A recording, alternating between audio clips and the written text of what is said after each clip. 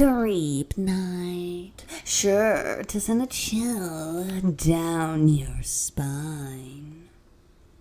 Welcome to Creep Night. In tonight's episode, a grave for one. But whose grave will it be? It will be up to you to figure that one out. Hey, I'm Lynn. And I gotta tell you something before all this crazy stuff started to happen. I was biking down Main Street, feeling pretty groovy about my surroundings, when I heard something about this mystery in the graveyard. So I went to check it out. I wanted to know what was up. The word up was, this was out of sight phenomenon. I reached the graveyard, and it psyched me out. I got off my bike, and I walked over to the grave site that everyone was at.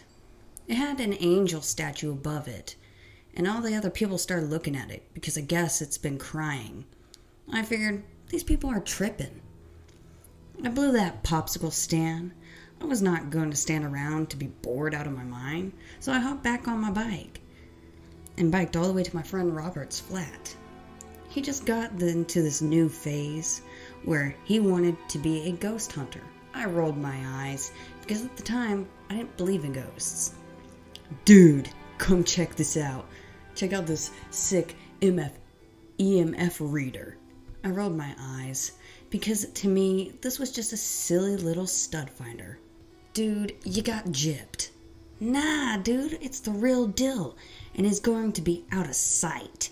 When I show you and we see a ghost, you're just jiving, man. No, I'm being legit, man. Yeah, okay. I had said this with a sarcastic tone in my voice. To prove that he was not jiving me, he made a plan where we'd go to the cemetery the following night. Okay, so here's the plan. When it gets dark and no one is at the cemetery, we will sneak inside and see if we can catch anything on this EMF reader. I agreed to this ridiculous plan even though I had a bad gut feeling. I was always taught to respect the dead, and to me, this kind of bordered the line of disrespectfulness. So when nightfall hit, we headed out to the cemetery. I don't know about this. It seems sketchy. You're just tripping, man. I don't know.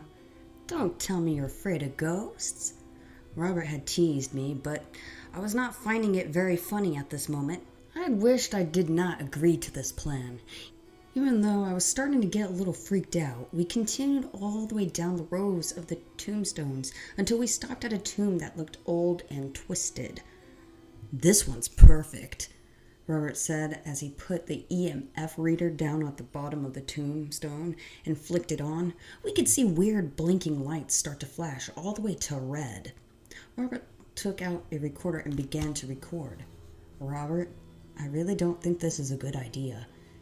Why? Do you think it will be the devil at the end of this recorder? Robert joked as he began to laugh. I was not finding this very amusing, nor was I finding this very radical either. I wanted to go home, but as I was starting to turn around, we heard something softly speak out on the recorder. My hairs on my skin started to stand up. Can you hear me? It said softly, unemotional, almost as if the life force had been drained completely out of its voice. I looked at Robert in a scared way to hint, let's go. But Robert was so interested in the spirit that he kept recording and then started asking it a few questions. Who are you? The spirit didn't answer Robert's question. Instead, it said, hello? I turned to Robert and said, dude, let's get out of here. Not yet. I grew annoyed, but I could not leave him there by himself. Not to mention, but he had the car keys, and there was no way I was going to walk back to the car by myself after hearing that voice come out of that recorder. Robert, please, let's go. Not yet, I said. Robert had snapped at me. It was almost like he was possessed by this tombstone and the voice. I tried to drag him away from the tombstone, but he would not budge. How did you die? Murder, the spirit replied. Robert stood there for a second. I grew even more worried about him, questioning this embodied voice so much that I grabbed his shoulder. At that moment, he turned to me. His eyes seemed different as they looked back at me. Lynn? I tried to understand why he was looking at me like that. Then he continued. You're starting to fade. Stop jiving at me. I'm not. I began to freak out as I looked at my hands. They turned a ghostly white, and that's when I began to remember what happened to me. The flashbacks of it came pouring in. Well, what do you know? It was me this whole time? It's funny how things work out, isn't it?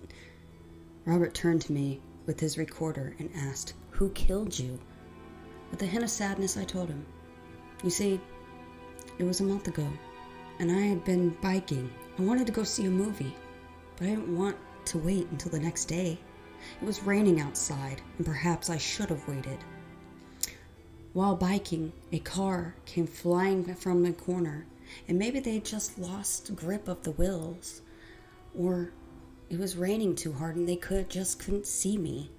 But either way, before I could hit the brakes, the light shined on my face and the car hit me. Robert stared at me with widened eyes because deep down he knew the car I had been talking about was his.